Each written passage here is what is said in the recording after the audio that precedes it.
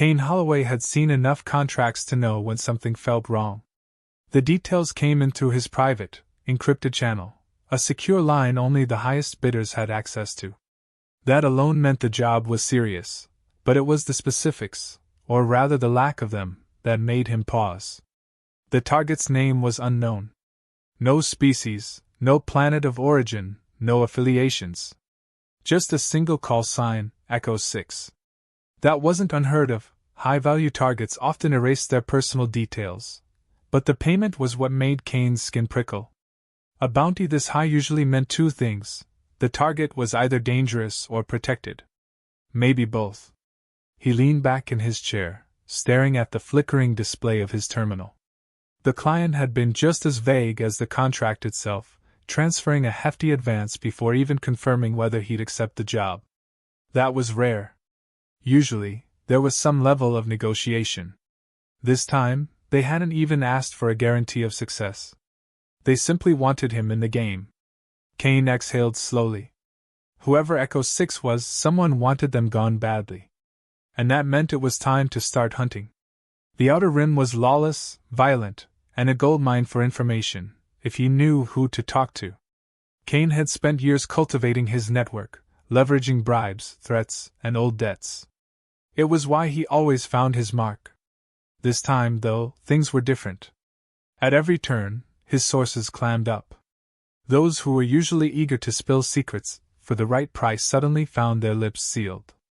A well-connected fixer on all those three, a seasoned broker of confidential intel, had visibly paled when Kane uttered the name. Echo 6. Don't take this job. The fixer had warned, voice tight with unease. Some things are better left alone. Kane had ignored the advice. He always did. Fear made people weak. It was his job to push past it. Yet as he followed the trail deeper, unease settled into his bones. No one wanted to talk about Echo 6. A name that carried that much silence? It meant power. It meant fear. But Kane wasn't afraid. He was getting closer. The trail led to an abandoned space station orbiting a long dead star. According to his last informant, a nervous hacker who'd demanded double the usual rate before giving him the coordinates, Echo 6 had been here. Recently. That alone was a lead worth following. Kane docked his ship with quiet efficiency, stepping onto the station's cold, metallic surface. The air was stale, the kind of artificial oxygen that hadn't been circulated properly in years. Emergency lights flickered weakly along the walls, casting jagged shadows. It was empty. Or so it seemed. Kane moved carefully, his footsteps silent, his hand resting lightly on his sidearm. The station wasn't just abandoned, it had been scrubbed. No bodies. No personal effects. No signs of a struggle. Just emptiness.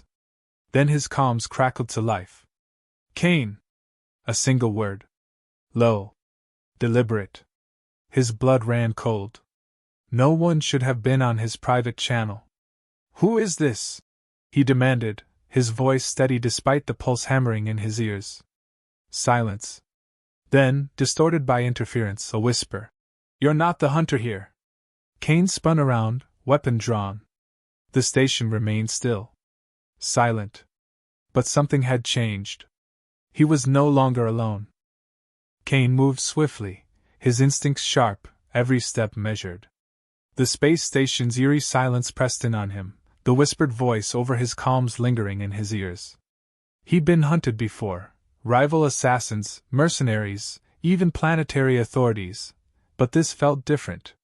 This wasn't a pursuit. This was a trap. He reached for his wrist console, fingers flying over the interface as he hacked into the station's mainframe. He needed answers, logs, security footage, anything that would tell him who else was here. The terminal screen flickered erratically, data scrolling faster than his cybernetic enhancements could process. Then the words started changing in real time. Lines of text rewrote themselves, shifting under his fingertips, as though something, or someone, was inside the system, watching him. Access denied? Run, Kane. A chill ran through him. Not just because of the message, but because of how fast it had appeared. Even the best hackers needed time to break into a system. Whoever was behind this was working in milliseconds. A shuddering clang echoed through the corridor. Then another. Security doors began slamming shut one by one, sealing him in. Kane cursed, pulling back from the console. He'd wasted too much time trying to figure out who was playing with him. They had already set the board, and now they were making their move. He wasn't about to let them win. A flicker of movement. The briefest shadow. Then a shot rang out. Kane barely had time to shift, the round slicing across his shoulder instead of burying itself in his chest. Pain flared, but he didn't stop moving. He rolled, taking cover behind a metal crate, pulling his own weapon free. His attacker was fast. Unnaturally so. He steadied his breathing, waiting for the next move. The silence was crushing. No footsteps. No sound of reloading. Then, another shot, from behind him. Kane twisted just in time, but the bullet wasn't meant to hit him. Instead, it shattered the light above, plunging the entire corridor into darkness. Clever. They were forcing him to fight blind. Kane wasn't new to this game. He stayed still, listening. His attacker had to move eventually. They had to breathe. A whisper crackled in his earpiece again, the distortion heavier this time. "Still think you're the hunter?" Kane fired without hesitation, aiming for the voice. His shot struck metal. Sparks showered the corridor. Nothing. Then, as if to mock him, a bullet clinked against the floor at his feet. Not fired. Dropped. They were toying with him. Kane's instinct screamed at him to leave, but something didn't add up. If Echo 6 wanted him dead, they'd had multiple chances. Instead, they were leading him somewhere, controlling the chase, making sure he followed. He wasn't in a fight. He was in a lesson. He moved deeper into the station, wary of every shadow. Then he saw it, a small terminal, the screen glowing faintly in the darkness. A single file was open. A message scrawled in blood-red text. Kalista N9. Kane felt the world tilt. The name clawed at the edges of his memory. A battlefield. A mission from his past that he had buried. His hands clenched.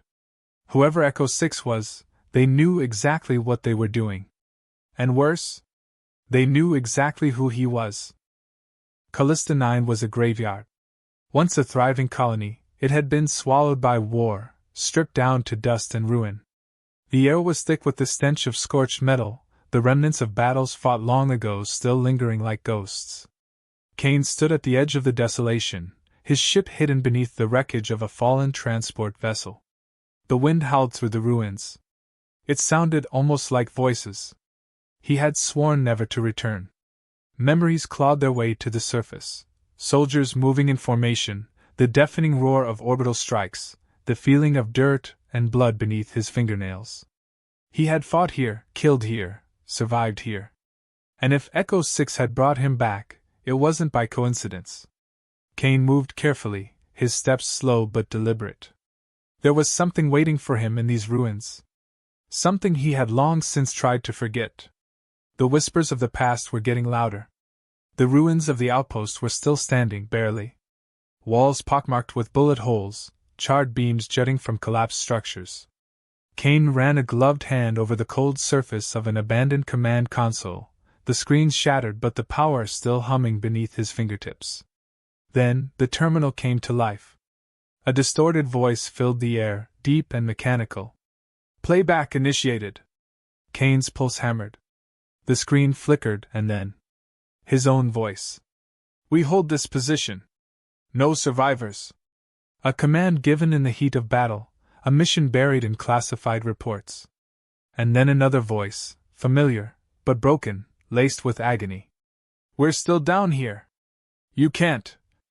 Static. Then silence. Kane felt his stomach turn to ice. This wasn't just a battlefield. It was a massacre site. And Echo 6 had been one of the bodies left behind. But they hadn't stayed dead. The wind shifted. A presence moved in the shadows. Kane drew his weapon, turning slowly, forcing himself to breathe. The ruins were too exposed, too open. If Echo 6 wanted him dead, they could have taken the shot. Instead, a single figure stepped into the pale light of Kalista N9's dying sun. The armor was familiar, Black Ops issue, reinforced plating, modified for speed. The stance, too. Kane had seen it 100 times before. And then, the helmet came off. Morgan Hale. Kane's mind stuttered. She had been a good soldier. Smart. Tactical. And dead. Or so he had thought. Morgan's expression was unreadable, her eyes scanning him like a predator sizing up prey. There was something off about her. A stiffness in her movements, a coldness in her gaze. Cybernetic implants ran down the side of her skull, disappearing beneath the collar of her armor. The left side of her face wasn't flesh anymore. Kane felt the weight of his past settling on his shoulders. "I should have known," he said finally, voice steady despite the war inside him. Morgan's lips curved into something that wasn't quite a smile. "You should have," she agreed. "But you didn't." Kane tightened his grip on his weapon. Morgan didn't raise hers. She only said one thing. "Follow me if you want the truth." Then she turned and disappeared into the ruins. And Kane, against every instinct, followed. Kane followed Morgan through the ruins, his every sense on high alert. He hadn't seen her in years, not since Kalista N9 had become a burial ground. Yet here she was, very much alive, though something about her was different. She moved with calculated precision, her steps too measured, too controlled. The cybernetic implants along her skull hinted at something more than survival. Whatever had happened to her after the mission, it hadn't been natural. They descended into an underground bunker, the steel corridors eerily intact despite the destruction above. Lights flickered as they passed, and Kane could hear the soft hum of still active machinery. This place wasn't abandoned. It had been prepared. A few steps in, Morgan stopped. "I need to know if you're worth it," she said, tapping a control panel on the wall. Before Kane could ask what she meant, the doors sealed behind him. The floor shifted beneath his feet. Then the lights cut out. A mechanical voice echoed through the chamber. "Assessment initiated." Kane swore under his breath. This wasn't a conversation. This was a test. The room exploded with motion. Turrets dropped from the ceiling, firing live rounds. Kane dove behind a barrier as bullets tore through the air, metal screaming against metal. He moved fast, sprinting between cover, analyzing patterns, watching for gaps in fire. Then the floor tilted, throwing him off balance. A barrage of drones zipped through the air, their small frames nearly silent, nearly. Kane twisted, fired, dropped 3 before the others swarmed him.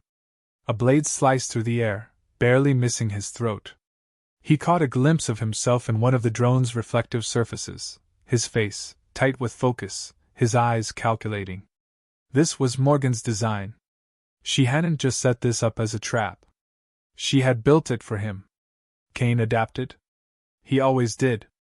With a sharp inhale, he stopped running. He read the rhythm of the defenses, the way the drones adjusted, the seconds between turret reloads. Then, with surgical precision, he moved. A burst of gunfire, one turret down. A drone came in low, he sidestepped, crushed it underfoot. He launched himself toward the control panel, his cybernetic interface overriding the system in a matter of seconds. The room fell silent. The test was over. The doors slid open, and Morgan stood on the other side.